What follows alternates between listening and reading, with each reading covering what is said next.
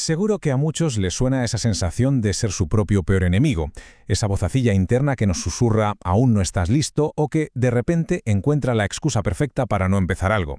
Bueno, pues es un sentimiento increíblemente común. Hoy vamos a ponerle nombre a ese enemigo interno, el autosabotaje.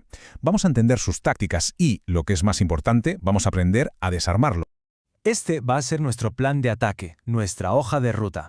Primero, vamos a definir qué narices es el autosabotaje. Luego, nos meteremos a fondo en por qué nos ponemos esos frenos. Después, pasaremos a la acción con herramientas prácticas. Y para terminar, cerraremos con una idea que puede cambiarlo todo, el poder de la palabra todavía.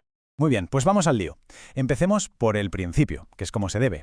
Para vencer a un enemigo, lo primero, lo fundamental, es conocerlo bien. Así que vamos a poner el autosabotaje bajo el microscopio. Esta es una pregunta que, resuena con un montón de gente.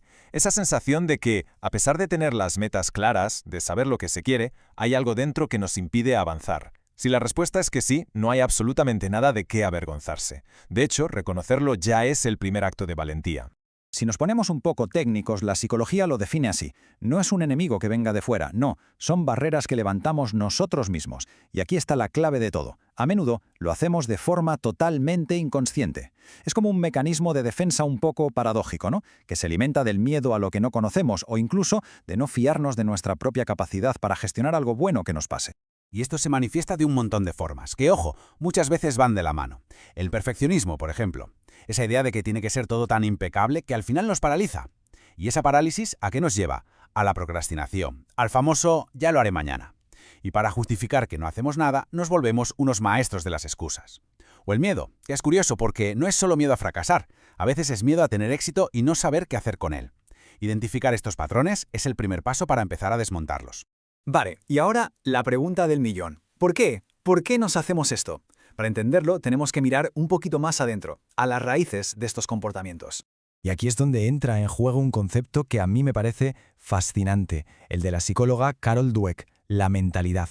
No se trata tanto de lo que nos pasa afuera, sino de la perspectiva interna con la que afrontamos las cosas. Es, por así decirlo, el sistema operativo con el que funciona nuestro cerebro cuando se enfrenta a un reto. Y aquí es donde vemos dos caminos que no pueden ser más distintos. Por un lado, con una mentalidad fija, se cree que las habilidades son algo innato, o se tienen o no se tienen. Por eso un fracaso se siente como un veredicto final, como un «¿ves? No vales para esto».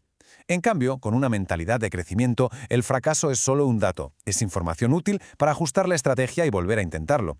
El esfuerzo deja de ser una señal de debilidad para convertirse en lo que es el motor del cambio. Claro. Sabiendo todo esto, el siguiente paso es, lógicamente, mirar hacia adentro. Para cambiar el rumbo, primero tenemos que saber exactamente dónde estamos. El autoconocimiento es nuestro punto de partida. Y para esto podemos robar una herramienta del mundo de la empresa que es súper útil, el análisis DAFO. Es una forma muy estructurada de tener una foto bastante objetiva de nuestra situación, tanto personal como profesional, viendo qué está bajo nuestro control y qué no. Y veréis que el proceso, en realidad, es más sencillo de lo que parece. Se divide en 4 áreas. Primero, un ejercicio de honestidad mirando para adentro. ¿En qué soy bueno? ¿Cuáles son mis fortalezas? Y por otro lado, ¿cuáles son esas debilidades que me frenan? Luego levantamos la vista y miramos hacia afuera. ¿Qué oportunidades hay en mi entorno que podría aprovechar? Y por último, ¿qué amenazas o qué obstáculos podrían cruzarse en mi camino? Para el primer paso, el de las fortalezas, la clave es la honestidad, ¿eh? Nada de falsa modestia. No va de ego, va de reconocer lo que se nos da bien. Podemos preguntarnos, ¿qué hago con facilidad? ¿En qué me suele pedir ayuda la gente? ¿Qué logros del pasado demuestran de lo que soy capaz? Esto es súper importante para construir una base de confianza sobre la que empezar a edificar.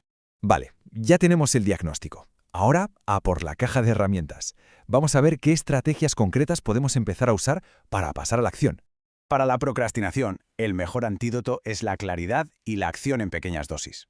El método SMART nos obliga a definir qué queremos de forma muy concreta. Pero para mí, la clave es el segundo paso, dividir. Es que un objetivo gigante es como una montaña, te paraliza. Pero si lo partes en piedrecitas, en tareas pequeñas, de repente, oye, pues ya no da tanto miedo, ¿verdad? Y por supuesto, celebrar cada pasito, que eso mantiene el motor en marcha. Y otra herramienta que es fundamental de verdad son los límites. Y ojo, no pensemos en límites como muros para aislarnos, para nada. Son más bien como las reglas del juego para proteger nuestro bienestar. Son una forma de comunicar lo que necesitamos y de enseñarle a los demás y a nosotros mismos cómo queremos que nos traten. Y en esto quiero insistir muchísimo. Poner límites no es ser egoísta, es autocuidado en mayúsculas. Y para eso hay que aprender a comunicar con claridad, sin ser agresivos, pero con firmeza.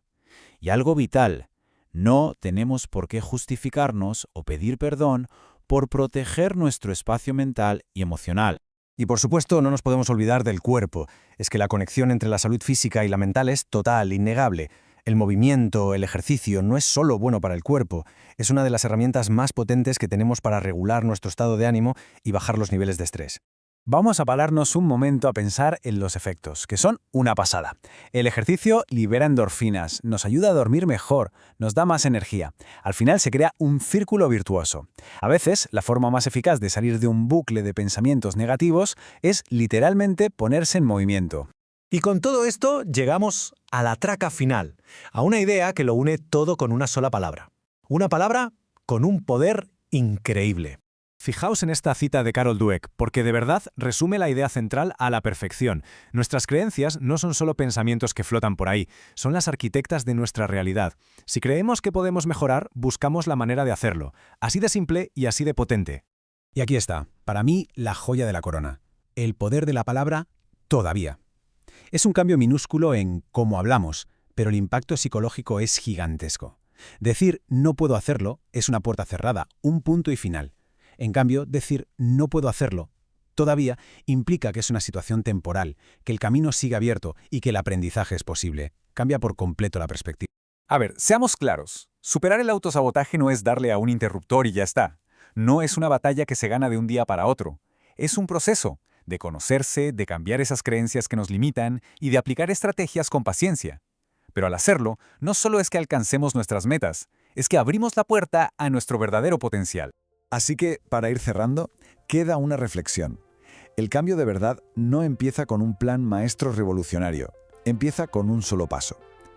La pregunta no es cómo vamos a llegar al final del camino, sino cuál va a ser ese primer paso, por insignificante que parezca, para empezar a ajustar las velas y avanzar en la dirección que de verdad se desea.